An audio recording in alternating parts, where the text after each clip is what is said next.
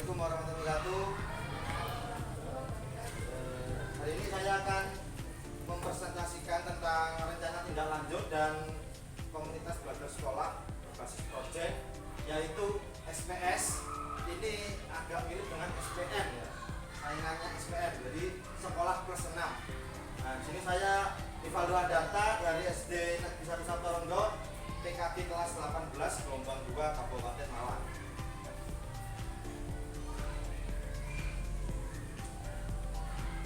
Nah, ini latar belakang rencana kerja saya, yaitu senam merupakan suatu kebiasaan yang tiap minggu dilakukan 3 kali dalam seminggu di sekolah ini, kemudian dapat menumbuhkan minat bakat dan melatih kebugaran jasmani peserta didik atau siswa.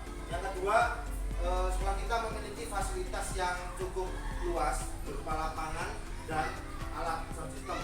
Yang ketiga, nah, peserta didik yang terpenting ini, peserta didik terutama fase C itu kurang antusias dalam melakukan senam yang dilakukan atau diamati secara observasi dari guru-guru yang ada di kampus senam.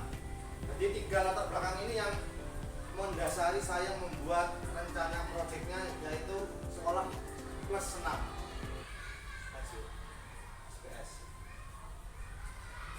Kemudian tujuannya, 1, menumbuhkan peserta didik yang sehat jasmani dan rohani, memiliki rasa percaya diri dan budaya.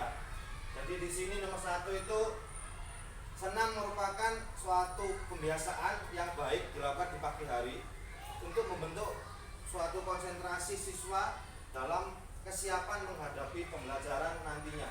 Kemudian di senam itu banyak terdapat instrumen atau musik yang melestarikan budaya. Misalnya di Pakis yaitu bandengan, biasa dengan senam atau lagunya berbasis bandengan yang ada saat ini.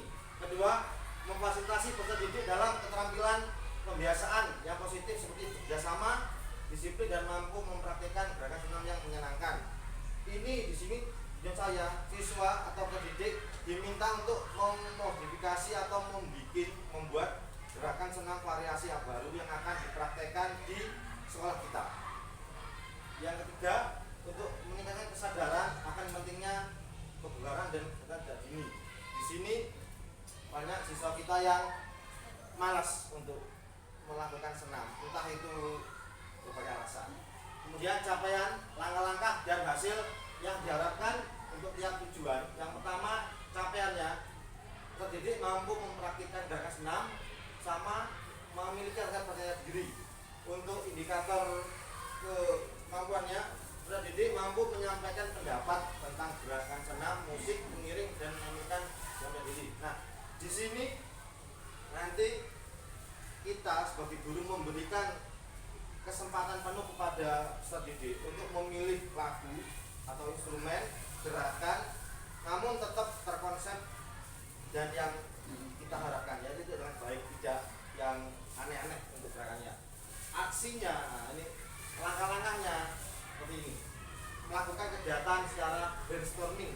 Saya mengambil yaitu brainstorming, yaitu menampung seluruh aspek dari siswa, entah ide, rancangan, modifikasi saya tampung untuk membuat gerakan senam yang baru. Yang kedua, memimajinasi, jadi memilih lagu atau musik yang ditentukan. Yang ketiga, membimbing, yaitu kita membimbing untuk pemilihan rangkaian gerak, seperti apa geraknya, oh gerak ini sudah sesuai, oh ini tidak sesuai. Itu nanti kita yang menjadi fasilitator atau pembimbingnya.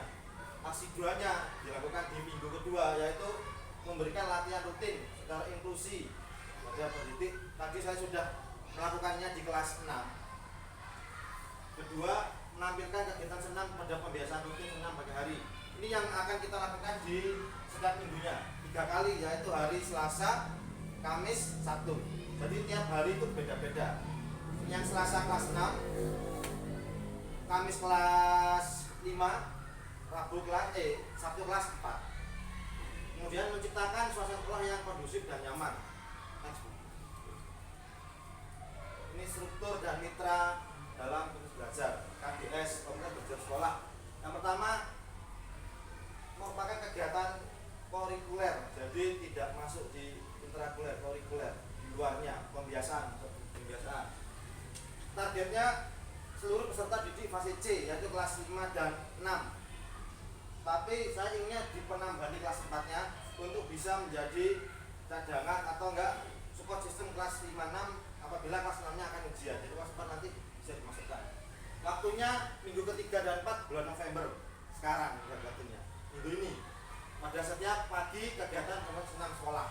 Tempatnya lab sekolah untuk latihannya atau memodifikasi gerakannya, lapangan untuk aplikasinya, mempraktekannya setiap harinya.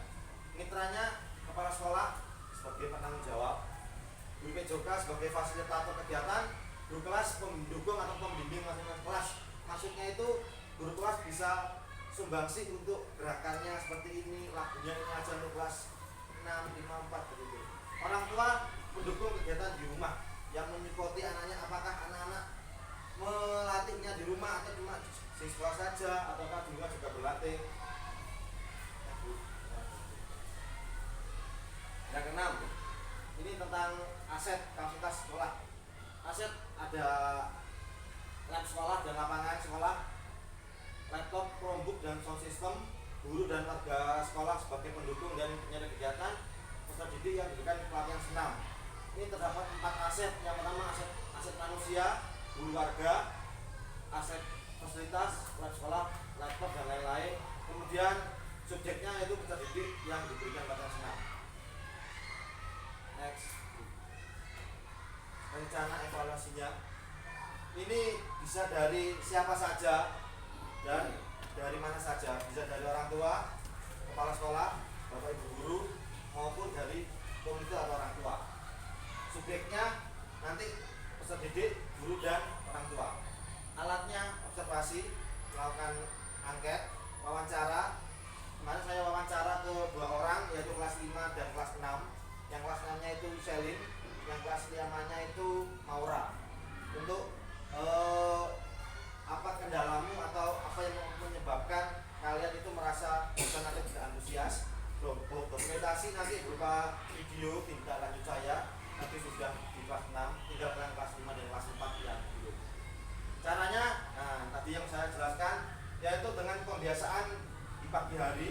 Kemudian setelah itu apabila tidak ada peningkatan, kita melakukan wawancara, apakah lagunya, instrumennya, atau gerakannya masih ada yang tidak mereka sukai atau yang tidak mereka inginkan.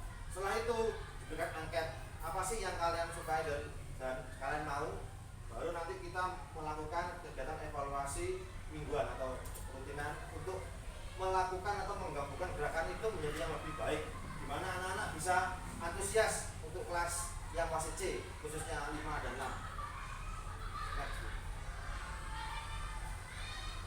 Nah, tantangannya ini, kemarin saya diskusi dengan fasil saya, tantangannya untuk senam mungkin waktu yang terbatas latihannya, karena ini pagi jadi terkendala waktu pelaksanaan sekitar 10-15 menit.